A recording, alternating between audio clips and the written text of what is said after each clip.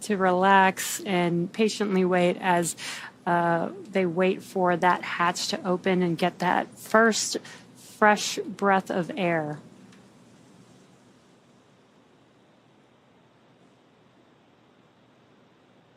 Again, just some great views here. This is the recovery vessel with the helipad on top of it. Again, a helicopter is going to land on that pad there, board the crew, and take them back to land very quickly, back to their families and friends that'll hopefully be there to greet them back to Earth. I love this drone shot that we have. First time we've had a view like this for our recovery operations, and it's... Dragon, SpaceX, comm check.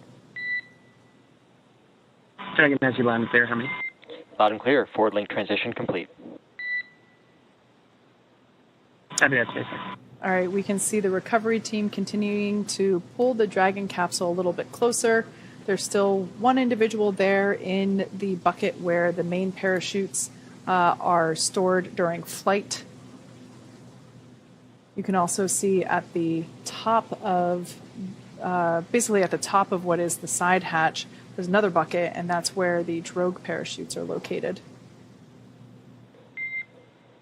Dragon, SpaceX, rigging complete, approximately 5 minutes until capsule lift. Copy that, 5 minutes till capsule lift.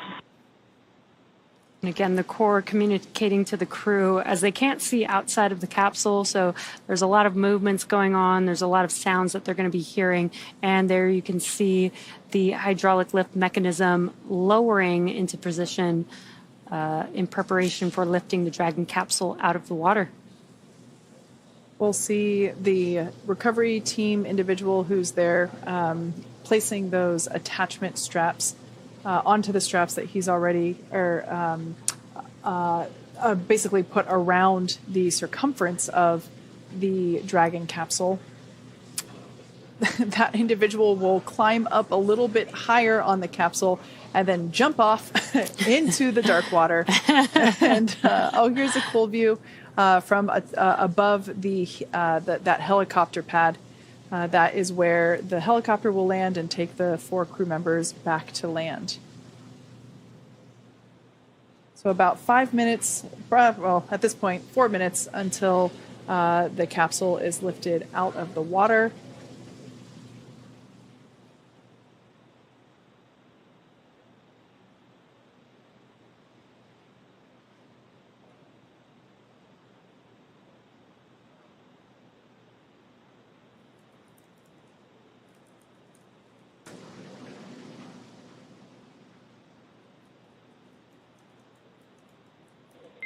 Dragon, SpaceX, brace for capsule lift. There they go. Copy that, SpaceX, we're bracing. It's probably warm water, Kate. Yeah, you know what? Sea creatures love warm water too, in my head. They're not going to hurt you. We can see the Dragon capsule now coming out of the water.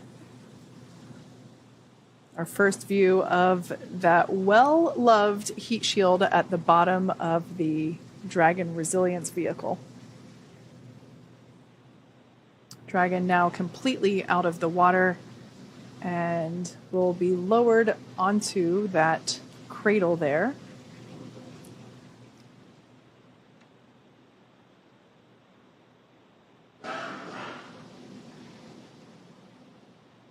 Once the Dragon capsule is lowered, we will see the recovery team, who are obviously out of the way for safety reasons at this point in time. But once the capsule is translated and secured, we'll see them begin to hose it down with fresh water. As we reuse these capsules, we want to try and minimize the effects of corrosion, which of course happen due to salt water. So we will actually begin to see not only that basin where the main parachutes were located, that will get rinsed out, as well as the overall capsule. And the crew is now on the recovery vessel, probably their first moment of a little bit more stability being back on Earth.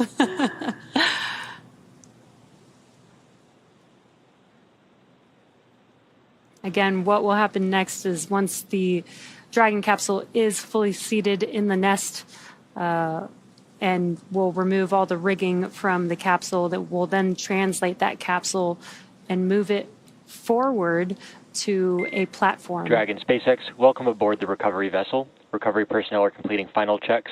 Stand by for translation to the egress platform. Copy that, SpaceX. Standing by. Draco thrusters. Our Draco engines utilize hypergolic propellants, and those are toxic to humans, of course, and so we want to ensure the safety of our recovery team as well as the Polaris Dawn crew.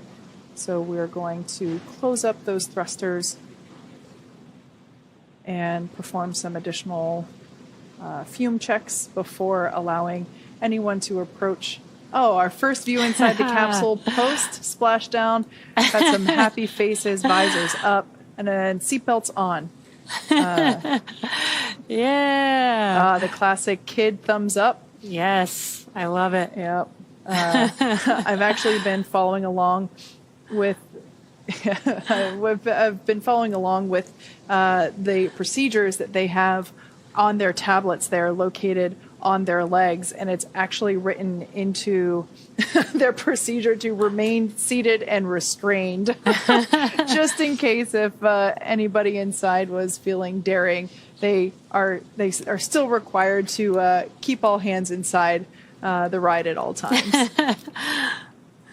Yeah, that is actually very important. They have been out in space for 5 days.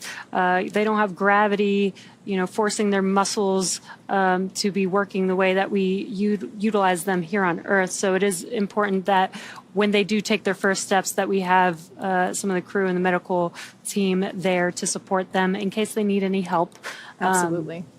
Again, it's only been 5 days. The Inspiration 4 crew did 3 days, and they were able to pretty easily walk out of the capsule, but we'll see how this crew does back on gravity. Yeah.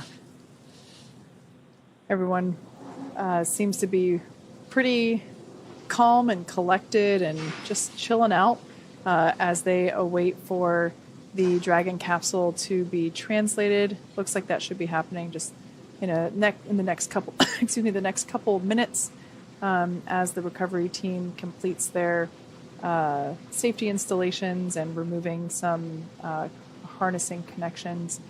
That nest that the Dragon capsule is in will move toward the forward end of the vessel, where there is basically in the central part of the vessel there is a deck where SpaceX crew members are standing by, and as Jesse said, will be able to assist the astronauts if necessary to get out of the capsule or egress, as we say. Less. And there we can see the Dragon capsule now being moved toward the central part of the ship. You can see there. There are some SpaceX crew members also wearing respirators, once again, as we will perform the final hypergolic safety sniffing tests.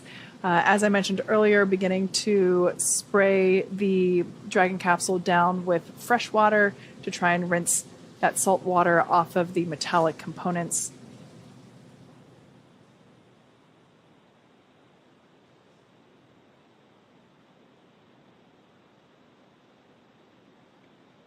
This is very exciting. We're just a few minutes away. There's still some more procedures that they have to go through.